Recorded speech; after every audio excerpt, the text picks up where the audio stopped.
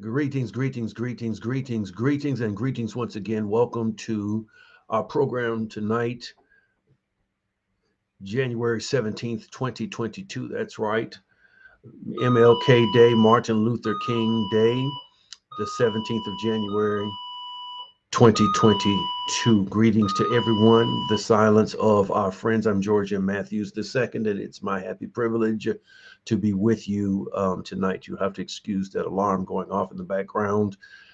It'll calm itself in just 1 minute's time. We've had time with our technicality, but we're good to go now, and we're trusting that everyone is joining us as far as our live stream is concerned.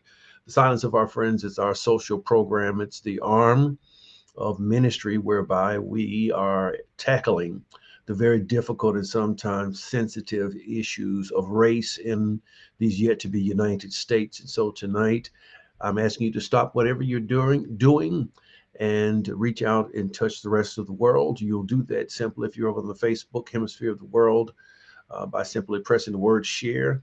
This will post our program offering to your page, and this will allow all of your followers to make contact with you and then consequently contact with us. You will use your emojis, your clapping hands, your stars, whatever method you like to use to communicate your appreciation for our program tonight and our material. Thank you. Deborah's joining us. Hello. Phyllis is joining us. Happy MLK Day. Dr. Bivens, I believe, is joining us. Blessings to you, sir, one of our fathers in the faith from the Northeast. Pastor Joanne Farrington is watching. Thank you for joining us. And Linda Sanders is here. And so as people are joining in, for most of us, today was a holiday. It's the day we celebrate Dr. Martin Luther King's what would have been, I believe, his 95th birthday. Our friend Zadie Jones from over in the Atlanta area. Blessings to you and thank you for coming. McDonough, Georgia. Hattie Jackson Holman, thank you for coming in. Happy MLK Day to you. Dr. Kimberly Patton, I see you. Thanks for coming in. We love you. Give your precious husband my best. I was thinking about him the other day. Cheryl Todd is joining us. Blessings to you. E. Hale, I believe that's Edna Hale joining us. Thank you for coming in. Pamela Dobbins, thank you for coming in. Pastor Philip Thomas, one of our other friends and fathers in the faith from the Gainesville, Florida area, one of the overseers there. And congratulations, sir, on your recent retirement. Very learned and very capable man of God. I've had a lot of respect for him over the years, as well as his twin brother, Deacon James Thomas. And so blessings to you both. And I think you all celebrated a birthday recently. Those are two gentlemen that that do not look their age. Trust me and believe in their wit and humor are no less. If the video is freezing up, we'll just keep on pressing through, and prayerfully everything will get itself worked out. Connie Demand, blessings to you and happy MLK Day to you. And we say that because this is a worthy holiday.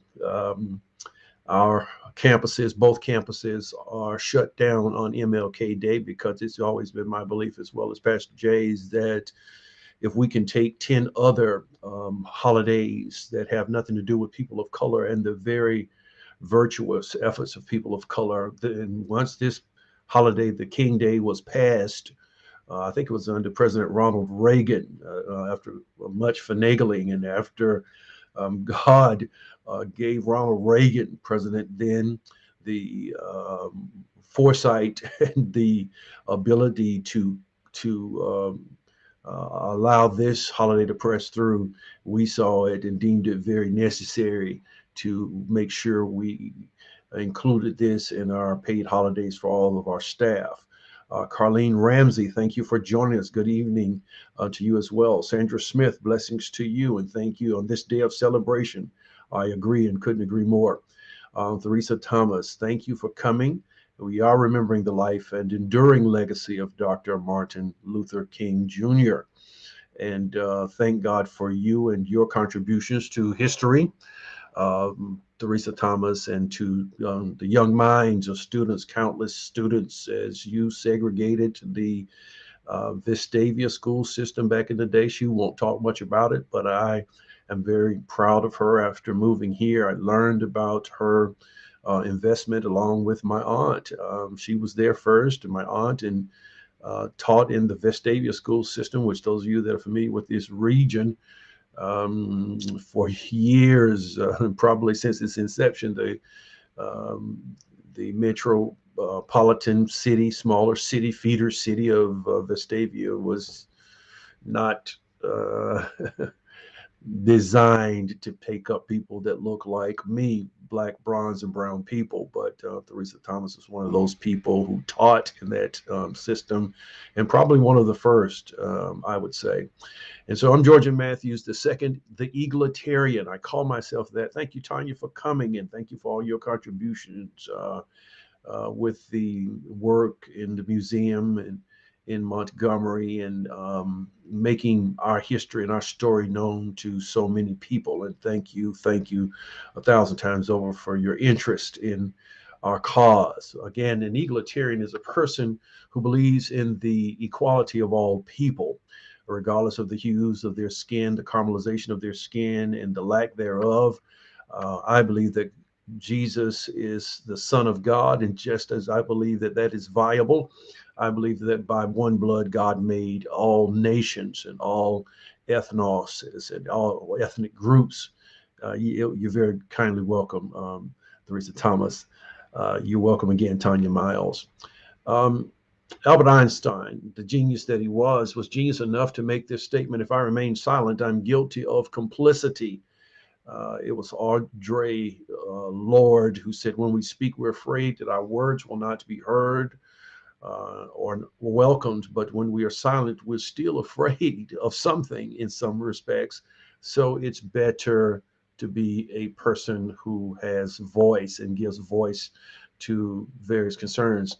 Our premise tonight is, as it has been, and probably shall forever will be, the Church of the Lord Jesus Christ and society have never correctly dealt with the issue of white supremacy in America, in the church, and setting an example in the church among the people of God, among the ecclesia, those who are called out to follow God. And consequently, the world has, in particular these yet to be United States, has never seen a clear example of how that should work. And so this failure of not providing a working model through the lordship of Jesus Christ has consequently caused the world system, the seven mountains of influence that shape and cultures and societies, have grappled to really deal with this subject, this demonic spirit of racism and superiority versus inferiority. The church has been labeled, coined by Jesus Christ as two things: the light and salt of the world and earth. That's major. Salt is found everywhere. Salt is a preservative. Salt is an influencer of the flavor of food, and consequently, the church was supposed to be not the influencer of itself alone, but the influencer providing a model for the world, and the light, not just of itself, but the light of the world. And so here we are. Um, Dr. King makes a statement, and the statement that he made is still poignant today. What will be remembered in the end will not be the words of our enemies, thank you, but the silence of our friends.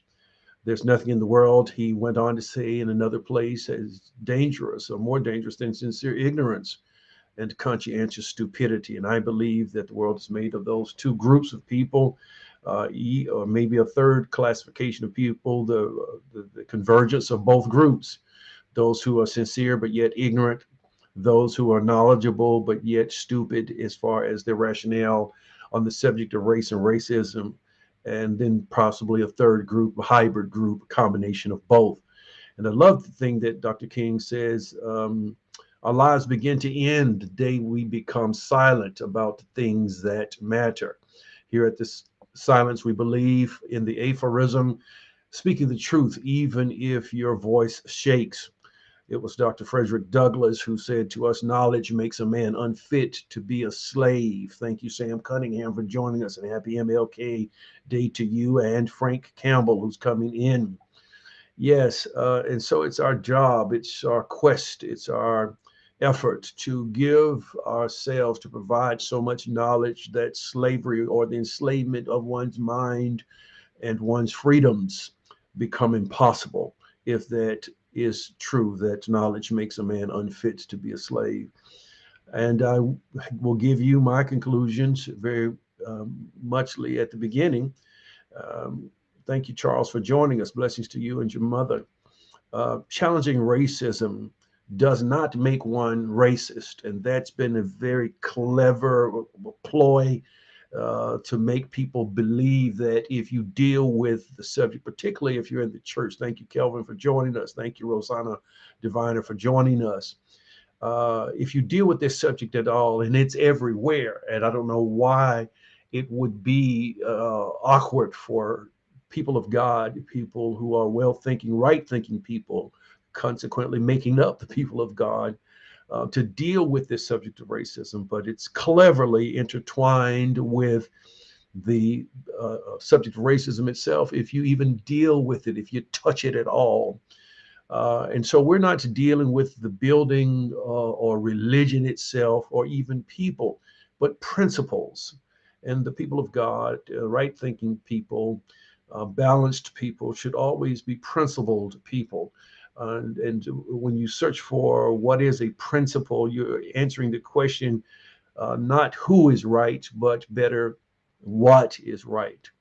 And I say this: education makes room for the discomfort that it brings when you're learning anything new, or when you're learning anything that shines the light on ignorance. That process of education, that process of learning, makes room for the discomfort that it brings. And whenever you are a student of life and for life, it provides a certain amount of discomfort because you are ever learning the things that you didn't know. And the world is vast and it's full of things that we don't know. And people act and behave and conduct themselves the way they do because of things they either do not know, or they don't know it in a way that reshapes the mode and the modality of their thinking. And so we're here tonight.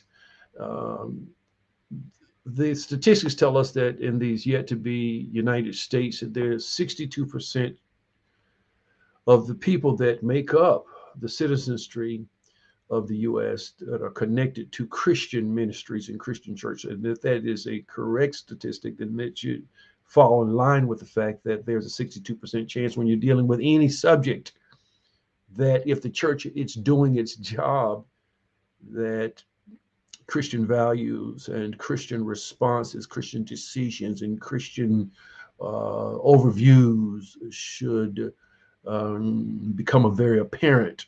But we're not seeing that, which speaks to the fact that the church is not, though here in the earth, though here in these yet to be United States, largely is not doing its job.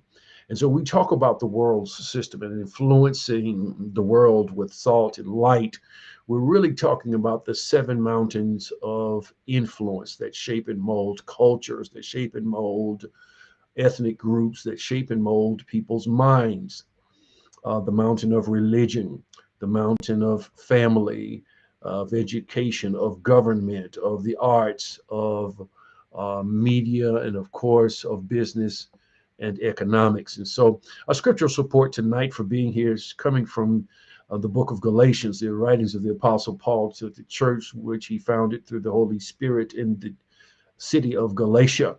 And he writes to them in the 4th chapter, in the 16th verse. He says, "Am I therefore become your enemy because I tell you the truth?"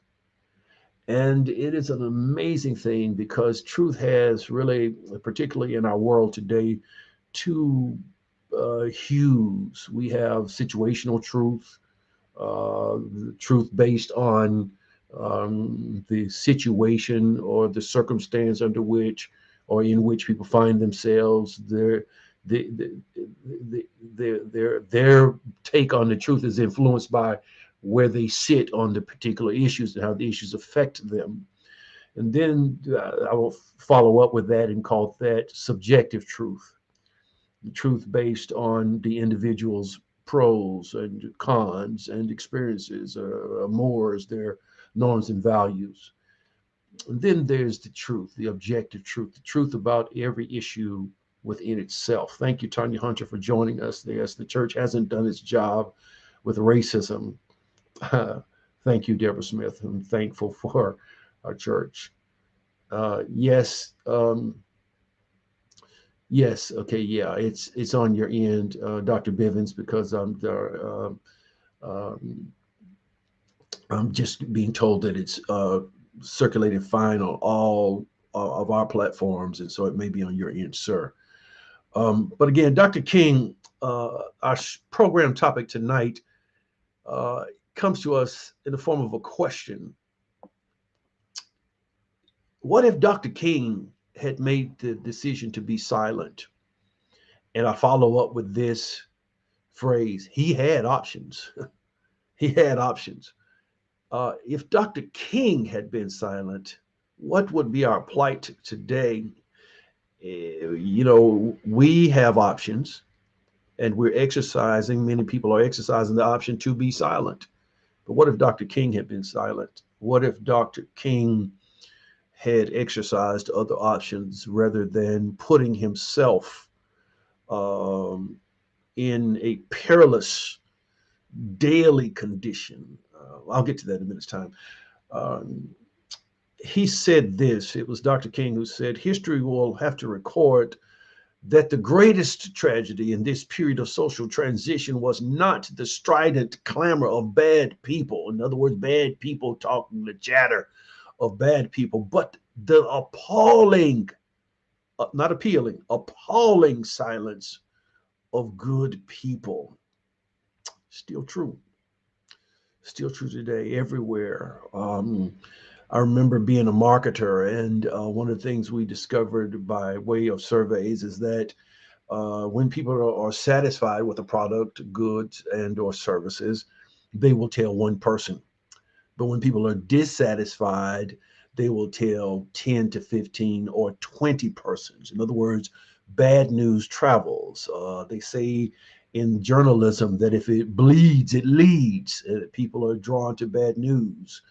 And when people are talking badly or bad mouthing a thing, they're not silent. They're very vocal and verbal.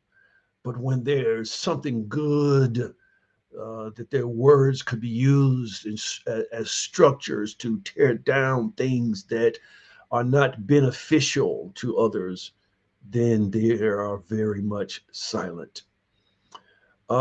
First, Dr. King was not silent. That's the first thing we need to agree upon tonight. He was not a silent man, while others were in his same um, group and same society, perhaps even his own peers, and still are. He was a young graduate, and I'll tell you where in just a minute's time. I'll get to that in a minute. A minister, a husband, a father. He had the option of continue to pray and preach inside a structure called a church building, and could have had a very probably successful future ahead of him and even a long life. He could have preached a unilateral truth. That means just dealing with spiritual matters from the Bible only and not taking the Bible and making it applicable to the seven mountains of influence that shape our world and the things that matter to us in a very real world. Uh, by his actions alone, he defined himself.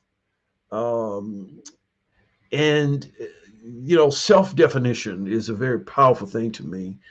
Jesus had self-definition. He says, think you that I have come to call the righteous, but I've not come to call the righteous, but sinners unto repentance. He told them the reason that his life existed. Self-definition, we call it theologically. And what is it the old people used to say? When people give you their own definition, believe the definition.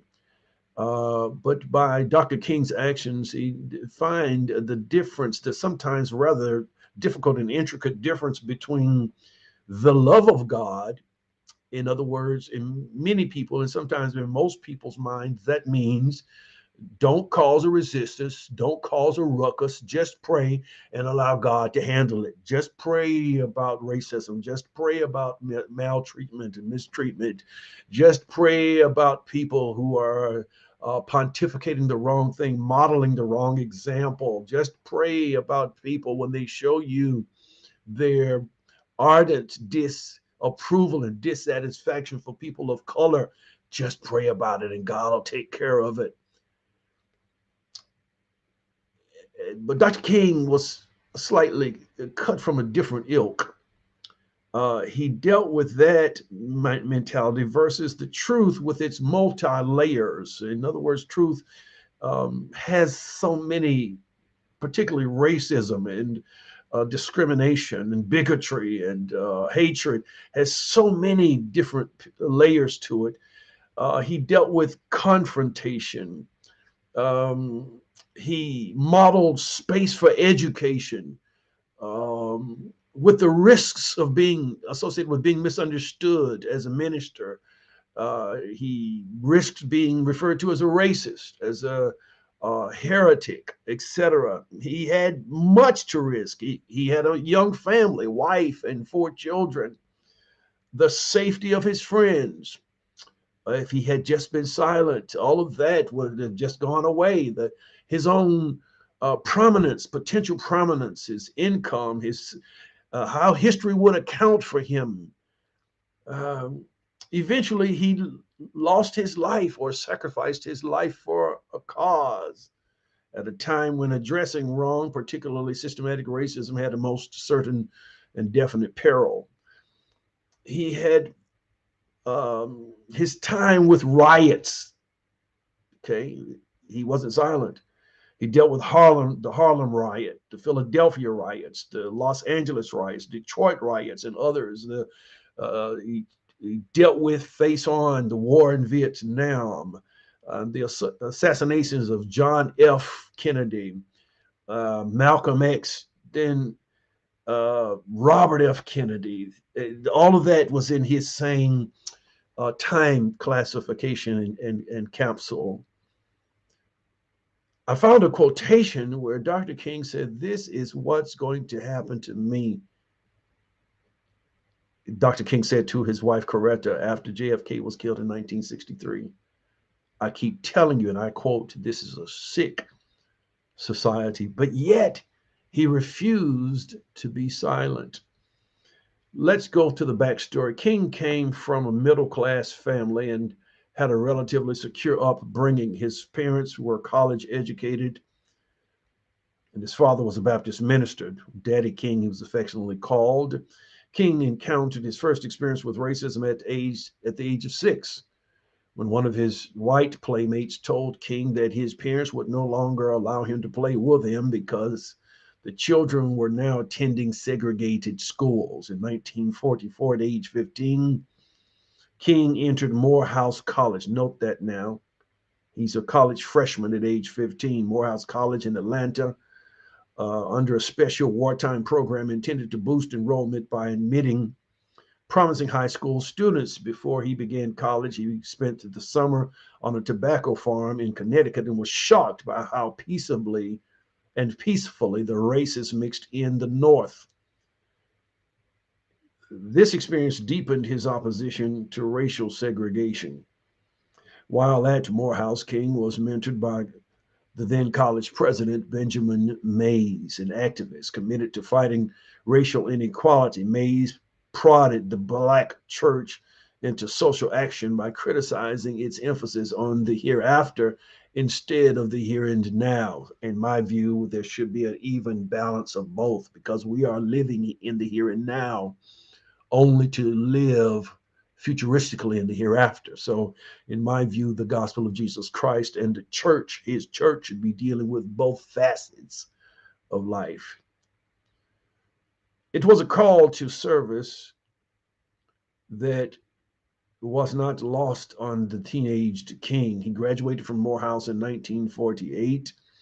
He later earned a Bachelor of Divinity degree from Crozer Theological Seminary in Chester, Pennsylvania. Ordained a Baptist minister in 1954, he became pastor of a church in Montgomery, Alabama. The following year, he received a doctorate from Boston University. So he had other options. He's a college graduate. He's a recipient of 2 advanced degrees, so he could have done something else, but he chose to not be silent.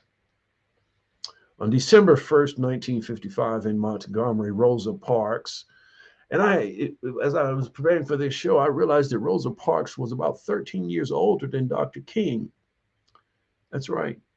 And so she's his senior, and he's a young man. I'll give the facts in just a minute. Rosa Parks refused to give up her bus seat to a white passenger, and as a result was arrested for violating the city's segregation laws. What if Dr. King had been silent? Following this incident, a group of civil rights activists decided to contest racial segregation on the city's public bus system. The activists formed the Montgomery Improvement Association to boycott the public transportation system. King, who had been pastor of the Dexter Avenue Baptist Church for just over a year, was chosen to lead the group. He had the advantage of being a young, well trained man who was too new in town to have made enemies. He was generally respected, and it was thought that his family connections and professional standing would enable him to find another pastorate should the bus boycott fail. He led the boycott using a nonviolent approach, even though his home was bombed during this period. For more than a year, people protested segregation by refusing to ride city buses. He wasn't silent, but he had other options. If he had kept silent, let's just touch on a few bullet points here. Finally, late in 1956, the U.S. Supreme Court ruled that segregation on public buses was unconstitutional. How could your taxes be paying for a bus system that was segregated under Jim Crow laws? And they finally ruled, by way of the leadership of this 25-year-old Baptist minister, that it was unconstitutional to take people's tax money, pay for a system that they couldn't ride equitably and fairly in the system that they were paying for which they were paying. In 1963, King's campaign to end segregation at lunch counters gained national attention in Birmingham, Alabama, when police officers turned dogs and water hoses on demonstrators who had gathered there. King was jailed along with a large number of supporters. From the Birmingham jail, he wrote his famous letter from the Birmingham jail, quote, end quote, in which he spelled out his philosophy of nonviolence. He was not silent. Near the end of the Birmingham Campaign, King and other civil rights leaders joined together to organize the historic March on Washington. So what do we have so far? We have the abolishment or the abolition of segregation in Montgomery, the Jim Crowism, where whites and blacks cannot ride on the same system that they're paying for equitably because King was not silent. We have the Jim Crow lunch counters where you couldn't go and eat in the front door paying the same price for a lunch meal. But King, a young 25-year-old Baptist minister with other options that he chose to forfeit and to use his right to not be silent to make a difference for others. Then thirdly, now, so far in his young career, we have this young man who came to be known as the drum major for justice, not for inequity and not for inferiority versus superiority, but for justice, for liberty. Here we have it. Near the end of the Birmingham Campaign, King and other civil rights leaders joined together to organize the historic March on Washington on August 28th, 1963. An interracial group of more than 250,000 people from around the globe in various parts of the country gathered peacefully near the Lincoln Memorial to demand equal, not inferior versus superior, not high versus low, but equal justice for all citizens under the law, because this young minister decided he would not be silent when he had other options, as do we all. Now, just think about it. This is 1963. Let's do the math. 1963. He is born in 19. Where did I have that date of his birth? So he's born in 1929, if my memory is correct. Yeah, 1929. So do the math for me, from 1929 to 19, I'm going through my notes here, 63. Where am I? I don't want to lose my space here. Let's see here. I want you to see something. I'm doing this for a reason.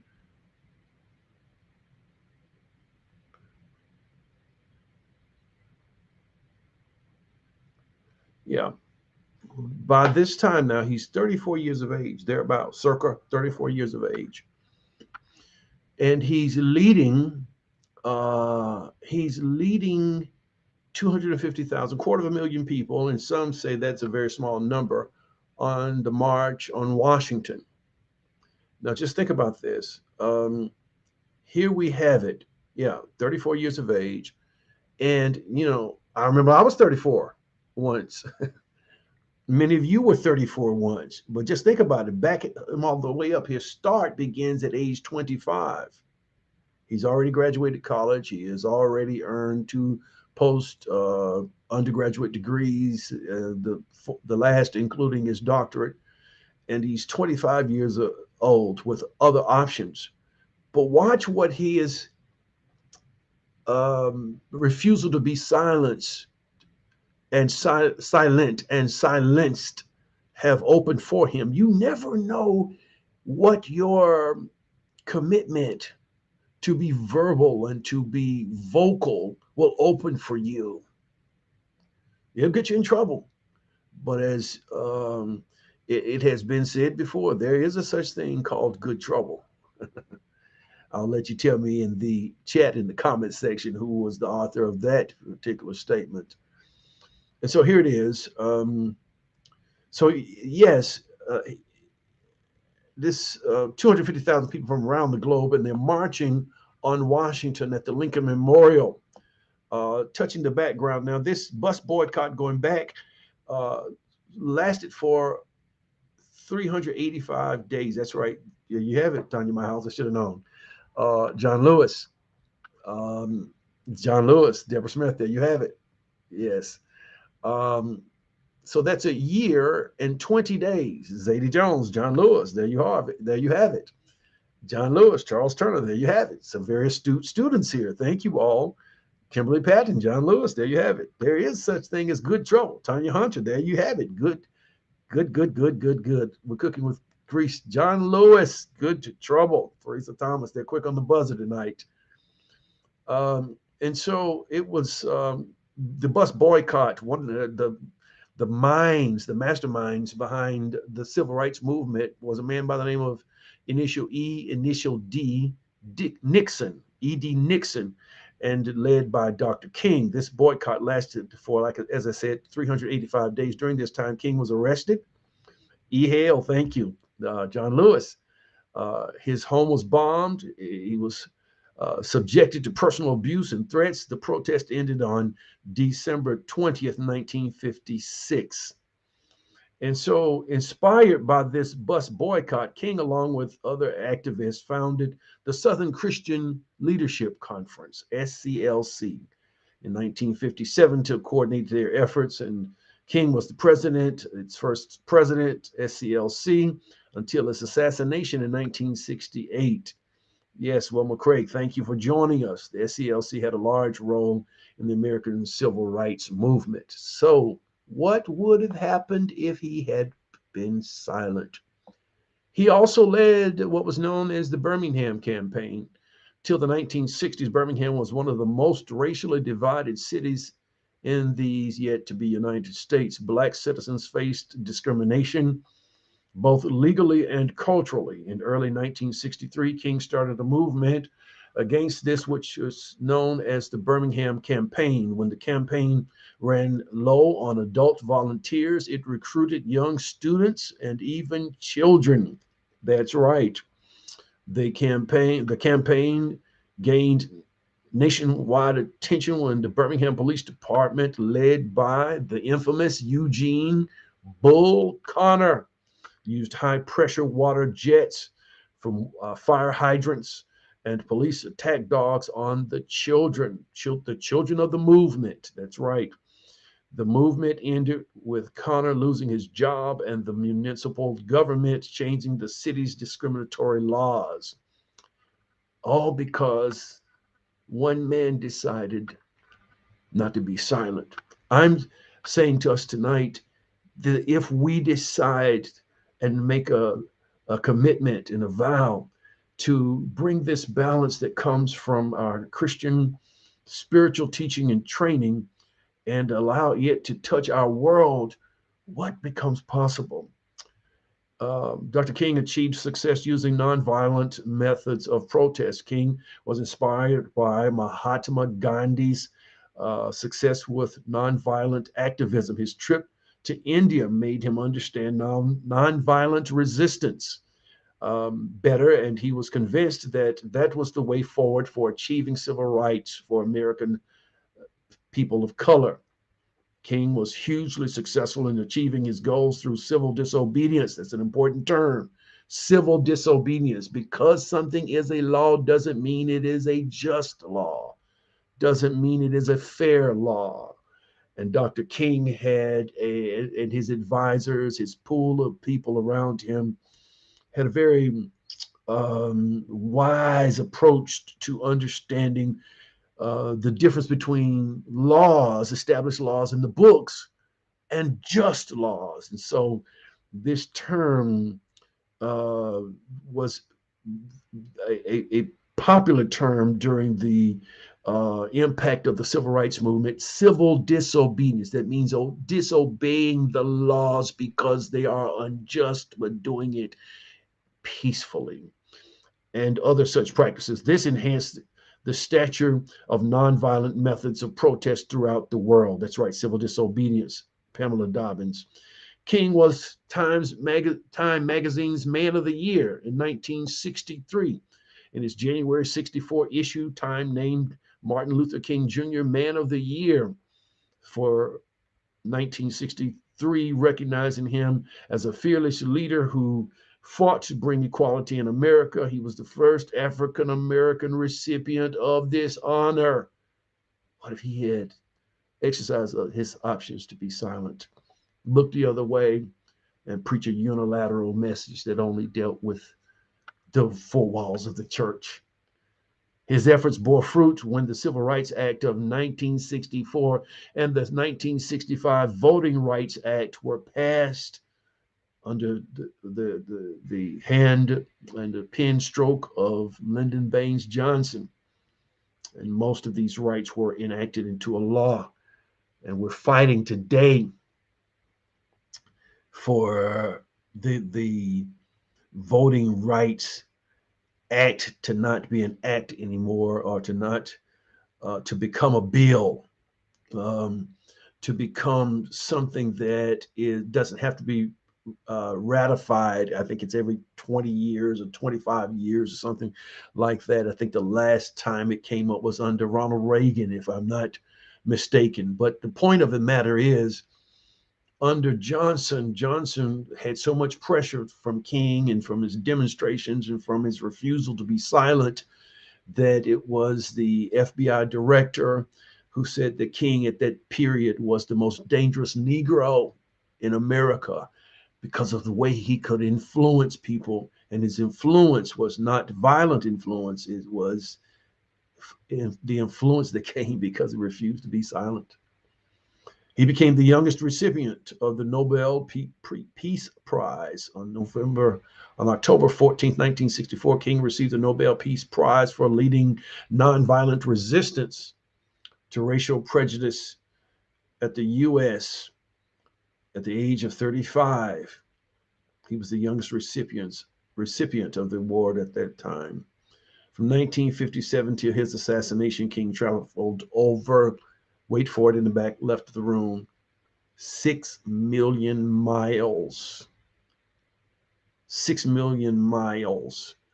Assassinated in 68, April 4th, I want to say 1968, and not yet 40 years of age.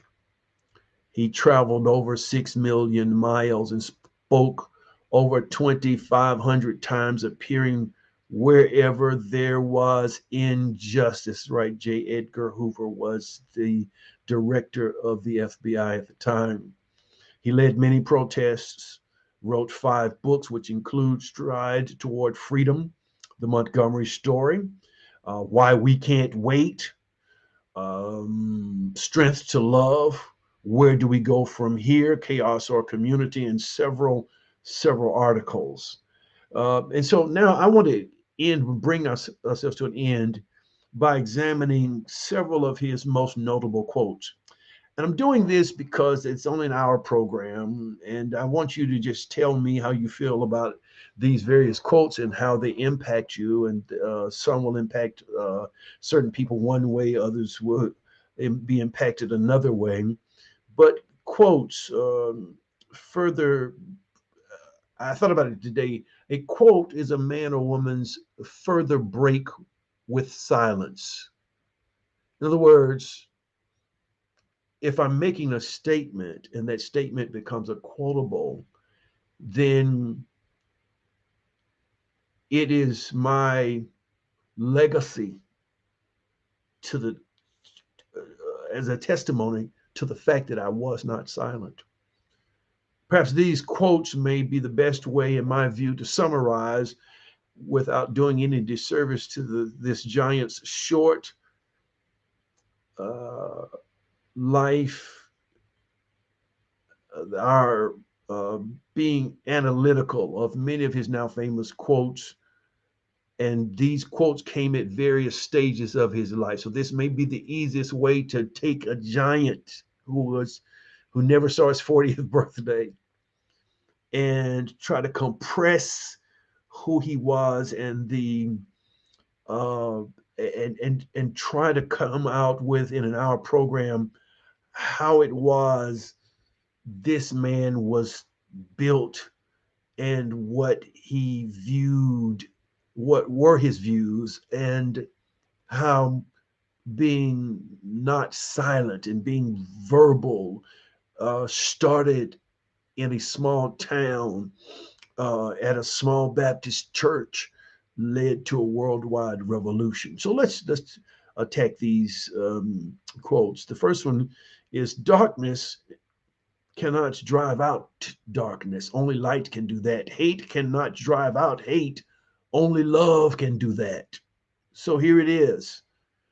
We see that this giant's life was a life of love, and he knew that hate could not do what love could do. So everything he did it out of love. And so even when you're not silent where wrong has been perpetuated, it is not the thing that you do, it's the spirit through which you do it, which his spirit that governed him was love. And I want to believe it was the love of God. Next, the ultimate measure of a man is not where he stands in moments of discomfort or moments of comfort, and convenience, but where he stands at times of challenge and controversy. That's a powerful statement for a man not yet 40 years of age, and I don't know what age he was in which he made this statement. But the ultimate measure of a man, a human being, is not where they stand in moments of comfort and convenience, but where they stand at times of challenge and controversy. In other words, he's really saying that controversy and challenge will measure you, will define who you are. He's saying, by way of this quote, if I'm interpreting it properly, that convenience and comfort are not proper measuring sticks, but challenge and controversy will measure you. He makes another statement: freedom is never voluntarily given by the oppressor, it must be demanded by the oppressed. I think it was Nelson Mandela who made a famous quotation, something to the effect that if you prevent a man from having his basic needs met, you make him to become a savage. When you prevent a person from having their God-given freedoms, you move them. The oppressed have to demand their rights back from the oppressor. Oppressors enjoy taking power until the oppressed say, I will not be silent. You can't have this power. You can't have this liberty. You cannot have my freedom. The time is always right to do what is right. True peace is not merely the absence of tension, it is the presence of justice. That is powerful. True peace is not merely the absence of tension, it is the presence of justice. Time's always right to do what is right. I know people that have probably languished for 40 or 50 years waiting for the right quote unquote time. And as Dr. King said, it's always the right time to do what is right. Why wait? True peace is not merely the absence of tension, it is the presence of justice. Faith is taking, and I love this one, faith is taking the first step even when you don't see the whole staircase.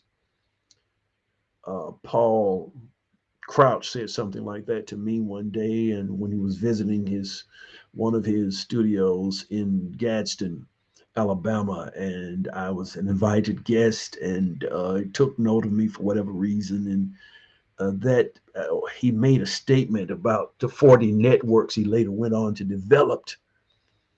And he was making a statement, something along those lines. And after I saw what Dr. King said, I said, maybe he probably took that from Dr. King or borrowed it from him. Faith is taking the first step, even, God-given step, God-ordained steps of good men are ordered by the Lord. And he delighteth in this way. And if he falls 7 times, the just man will get back up, even when you don't see the whole staircase. In other words, God rarely shows you the whole enchilada, the whole vision. He shows you pieces. He shows you puzzle pieces. And once you start putting those pieces together, then it creates God's inertia to share with you more. More will be given, as the first the blade, then the ear, and after that the full corn in the ear. Yes, we know him by his character, that he understood that everything we were pursuing to manifest will only work through love. Galatians chapter 5 and verse 6. What you don't hate, you'll tolerate. Yeah, Frank, I think he said that one as well, or absolutely. He says in another place, I have decided to stick with love. Hate is too great a burden to bear. He understood that hate would age you in an untimely way, but love will keep you smiling. It will, with all these threats that were upon him, and his house being bombed and his safety being threatened, but the love was the lifeline and it was the connector to God. I believe that unarmed truth, and unconditional love will have the final word in reality. This is why right temporarily defeated is stronger than evil triumphant. Powerful. I believe that unarmed truth and unconditional love will have the final word in reality. This is why right temporarily defeated is stronger than evil triumphant. Be a bush if you can't be a tree. If you can't be a highway, just be a trail. If you can't be a sun, be a star. For it isn't by size that you win or fail. Be the best at whatever you are. Powerful. Dr. King, your words exceeded your life's timeline. Life's most persistent and urgent question is, what are you doing for others? You see, there's a silence that is perpetuated by way of not serving others. But then there's a voice that is elicited and extracted when we serve others, when we serve each other. And I think it's captured in this quote: life's most persistent and urgent question is, what are you doing? Not what have you done, nor what will you do, but what are you doing for others? And here's a quote that summarized his life, and I think it was said at one of the final memorials, and there were about 3, if not 4, for Dr. King once he was murdered. If I can help somebody as I pass along, if I can cheer someone with a word or a song, if I can show someone that they're traveling wrong, then my living will not be in vain. Powerful, powerful, powerful. His favorite song was, okay, that was Malcolm X. Okay, no problem. Frank Campbell, Precious Lord. And it was sung by Mahalia Jackson, who was his one of his supporters, Sidney Poitier, another supporter, financially. Aretha Franklin, another supporter, whenever the movement got in trouble financially. Harry Belafonte, another supporter, many other voices. And this is just this another program for another day, where there were so many uh, uh, stars and starlets and celebrities of the black and brown hue that supported physically and financially the movement. And we compare them. They opened the door for our stars and for our celebrities today, many of whom do not reinvest their money in the betterment of our people, in the betterment of our culture and the upbringing of the minds of our young. Um, yes, Mahalia Jackson. It was actually Mahalia Jackson who sang at the March on Washington, and as Dr. King was closing his speech, shouted at him because he had shared with her about his vision of going to the mountaintop and having the purview of the promised land, which was a metaphor of black, bronze, and brown people making it. Yes, I said Sidney Poitier, making it from the oppressive South, if you will, and from the oppression of Jim Crowism, so forth and so on. And he shared this vision with her, and as he was closing his speech, his scripted speech at the March on Washington, she shouted at him, "Martin, tell him about the mountaintop. Martin, tell him about the mountaintop." And he followed her advice and went off script and started sharing from probably the most famous speech that most people know him, that I've been to the mountaintop and I've seen the promised land. And he told them, I might not get there with you. He said, longevity has its place, and I love to live a long time. But if I don't get there with you, I'm telling you, we as a people will get to the promise. See, that was a man who was not silent, but who had come to become his voice. And his voice had found its place. And he shook the mall at Washington with that speech. And that was the last speech, actually, that he made at Mason Temple Church of God in Christ, the historic Mason Temple, largest black church in the Southeast, and probably might have been in the United States at the time, 1968, built by Charles Harrison Mason, the founder of the Church of God in Christ.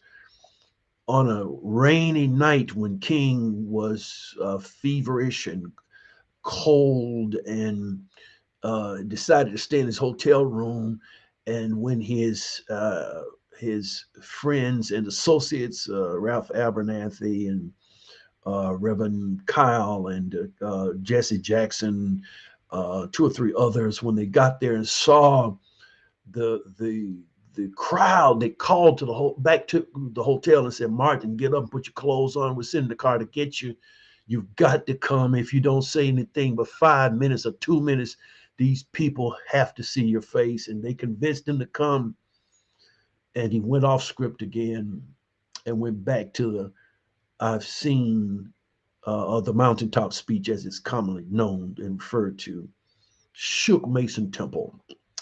Who would have known? But our God, that would be his last night, only to be murdered the next morning as he stood atop the Lorraine Motel. And I have the newspaper from Memphis that next morning I intended to bring it to this desk, but I forgot it.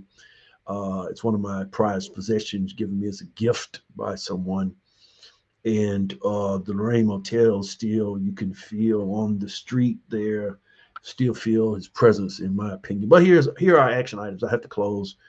Action agenda. Now, I changed this from the action items I at the end of last year to action agenda, because what good is history if it doesn't move you to take an action? That same history, particularly negative history, can be repeated. So our action agenda, something you can and will do, making a conscious covenant with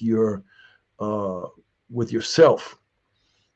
Question: how will you allow this one man's dogged determination, grit, and commitment to embrace seriously with actions a life of non-silence, particularly yours? A life of non-silent actions as far as truth is concerned. Thank you, Robert Copeland. I thank you for being with us, sir. I think, yes, that's Robert Copeland. I know your face and I know who you are very well, sir. We should allow this man's life to earmark us so that we are destined to, at whatever corner we are, at whatever location we are, to whatever education we've been attached, to use it, whatever influence we have among our children, among our grandchildren, among our circle of influence, to not be silent or silenced, to discuss with love the power of Jesus Christ and wrongdoing, wrong actions, and broken models, and how those things can change. How will you allow this one man's dogged determination, his leaving his entire life on the field, his house being bombed, his children being left fatherless, and his wife being left husbandless? How do we allow this to shape us, to come out of our shells? How will you model and teach the balance of truth and spirituality on a daily basis? There's a balance between knowing the truth and then being silent about it when you see the truth being infringed upon by falsities, by lies, by hypocrisy, by uh, heretics. What the man had other options, but he decided not to be silent because he understood that one voice can stimulate other voices, and those voices can motivate change. Thirdly, and finally, how could King at age 25, at the beginning of his quest, to the end of his short quest, 40, not 40, 39, so in 14 years, changed the world? How could he have, this young man, have the resolve of knowing that his behavior would open doors for countless others? What is your selective silence restricting or allowing to perpetuate negatively? When I am silent, when I see something wrong, or when I have been wronged, or in my church, or among the spectrum of my children and or grandchildren, among church leaders, among world leaders, among civic leaders, um, when I choose to be silent, what if I elect to exercise the option of being silent? How can I when Jesus was not silent? God wasn't silent. I used the passage last week. He confronted Cain and he says, Cain, your brother's blood is crying out to me from the ground. Your brother's blood, the blood of the murdered, pointing to you as the murderer. And God confronts him. God wasn't silent about that. King wasn't silent. It cost him his life. And if we're going to be effective, we cannot be silent. Here's my official close, and I will wait around a few minutes and read your comments. Thank you for your time tonight. Business philosopher Jim Rohn, Rohn, made the statement, sincerity is not a test of truth. We must not make this mistake. He must be right. He is so sincere in abject and an abject counter to that. It is possible to be sincerely wrong. We can only judge truth by truth and sincerity by sincerity. And as the scriptures teach, just as there's a time to keep silent, there's a time to speak. Ecclesiastes chapter 3, verse 7. We cannot afford to be silent from our various platforms of influence. Silence is, some would say, golden. And here are my aphorisms. Until one's family and friends are negatively affected by wrongdoing. Others would say silence is great. And I say until someone's voice is necessary to save your life or corroborate your innocence. My Georgisms are as follows. Silence is compromise. Silence is complicity with erroneous thinking. Silence is agreement with sanitized history. Silence is co-signing with control, racist, bigoted, and supremacy mentalities. Silence is equity and fairness in reverse. Silence robs supremacy of ever hearing truth and having the opportunity of changing. Silence is the voice of continuous ethnic mistreatment. Silence validates inferior treatment. Silence is the approval of being objectified and maligned. Silence is often mistaken for agreement and consent. Silence is the devastation of a child being uncontrolled, untrained, and undisciplined by its silent parents. Silence is one level of maintaining and perpetuating cloaked ignorance. Silence is the ostrich syndrome. Black, bronze, and brown children must know how to correctly respond to racism, which they can only know if we are not silent. Liberty, justice, and the hope of equality end in our silence. Thank you all so much for being with us. Those that joined us late, better late than never. Thank you all for liking. Thank you all for sharing. Thank you all for remaining a few minutes after to give your comments, your show ideas.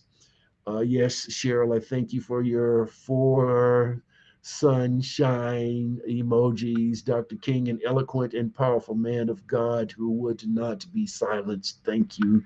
And I couldn't agree more. Gerald Jackson, thanks for the information. Pastor, may God continue to give you the wisdom you need to help this society. I receive that, sir, and thank you kindly. And thank you all for your kind compliments and comments. Yes, it is the ostrich syndrome. Thoroughly enjoyed tonight's podcast. Thank you, Pamela Dobbins, and thank you for being so consistent. Thank you for this wonderful tribute. And it was in fact that intended to be that.